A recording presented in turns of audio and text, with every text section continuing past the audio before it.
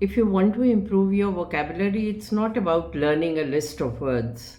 आपको online offline books में coaching centres में आपको एक लिस्ट मिलेगी ऑफ वर्ड्स। तो आप रैंडमली उन वर्ड्स को याद मत करिए, क्योंकि हर लेवल, हर स्टूडेंट का लेवल, कैंडिडेट का लेवल अलग होता है। अगर एक बैंड 4 कैंडिडेट है, उसको अलग लिस्ट ऑफ वर्ड्स होना चाहिए, 6 के लिए अलग और 8 के लिए अलग।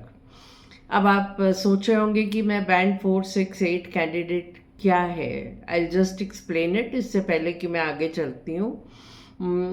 बैंड 4 कैंडिडेट वो है जो कि किसी इंग्लिश स्पीकिंग कंट्री में जाता है, तो वो अपना ही is able to communicate what he wants to से।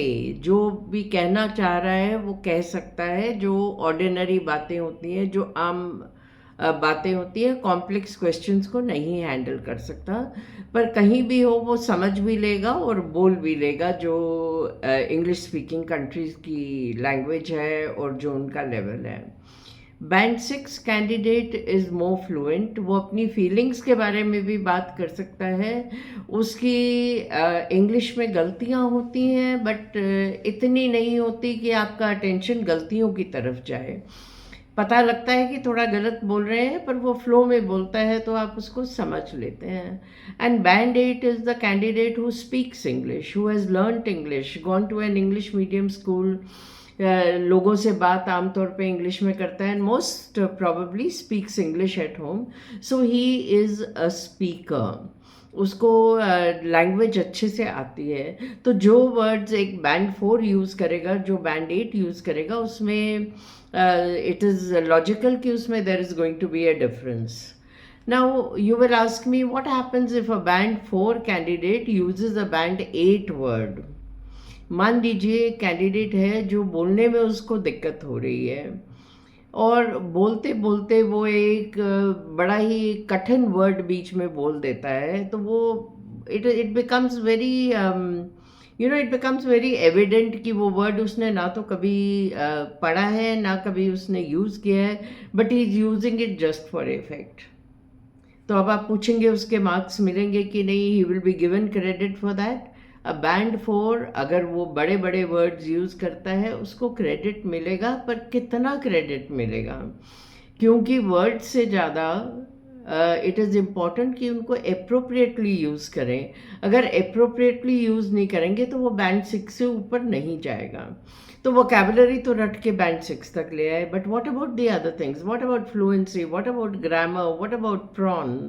Prawn is the most difficult. आप जिस फ्लो में बात करते हैं, that is very difficult to achieve unless you speak a lot and you practice a lot. उसके लिए बहुत ज़रूरत पड़ता है कि आपको वो करना है। तो ये तो बात हो गई हमारी बैंड 4, बैंड 6, बैंड 8 के कैंडिडेट्स के बारे में। Let me take one word. एक बड़ा कॉमन वर्ड है गुड। कोई भी आप बात करेंगे या आप लिखेंगे, स्पीकिंग और राइटिंग दोनों में you are going to use the word good. कहीं ना कहीं तो आपके काम आएगा ही, ये वर्ड यूज़ करना है।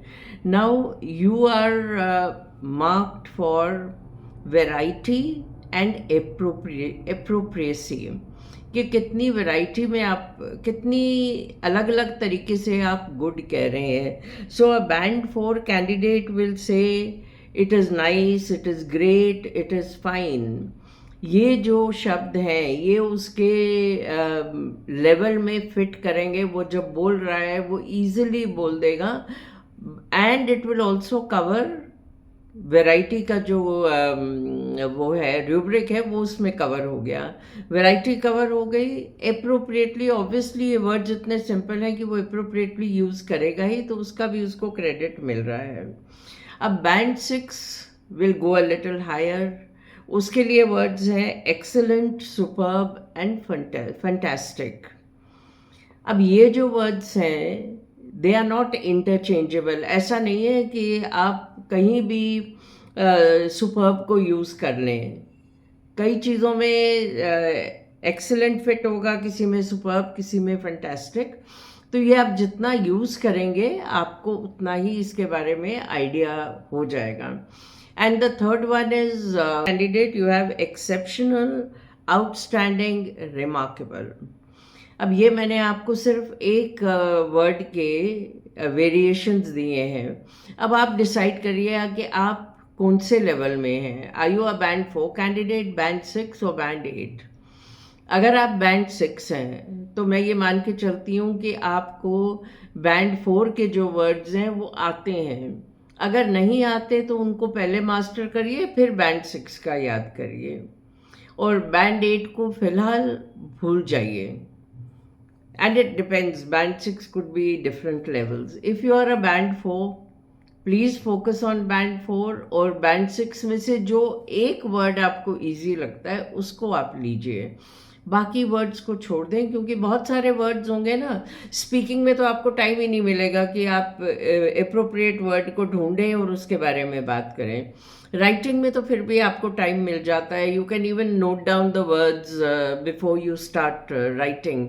और उसके अंदर आप अगर थोड़ा हायर लेवल के भी वर्ड्स यूज करेंगे तो आपका टोन एग्जामिनर को नहीं सुनाई दे रहा, जो आपने लिखा है वही सुनाई दे रहा है। So your pron is not mattering over that, and you have more time to think and write. So there you can take a risk, but speaking में please don't take a risk. वो words use करें जो आपको easy लगते हैं। तो मैं आपको एक लिस्ट ऑफ वर्ड्स दे रही हूँ गुड, बैड एंड ब्यूटीफुल के लिए, जो कि बैंड 4, बैंड 6 और बैंड 8 के लिए है। और मैं आपसे बार बार रिक्वेस्ट करूँगी कि बहुत लंबी बड़ी लिस्ट मत लीजिएगा, उनको मत यूज़ करें। और एक और another word of caution over here, कि आपके जो ईडियम्स हैं, I will talk about idioms in a separate video. फिलहाल I think I will stick over here. तो ये गुड, बैड, ब्यूटीफुल के वर्ड्स आज मैं आपको दे रही हूँ, और I am adding questioner at the end. अगर कैप्शन में पूरा आ जाता है तो वो एंड कर दूंगी, नहीं तो आप मेरे को डीएम करके मेरे से मंगा लीजिए, I will send it to you. And if you want feedback on how you answer it, I will do that also. So please questionnaire में देखें कौन से वर्ड कैसे यूज़ कर रहे हैं आप, और उसको करके जितना आप प्रैक्टिस करेंगे you going to do better. So this is video 1 on vocabulary, and we'll continue henceforth.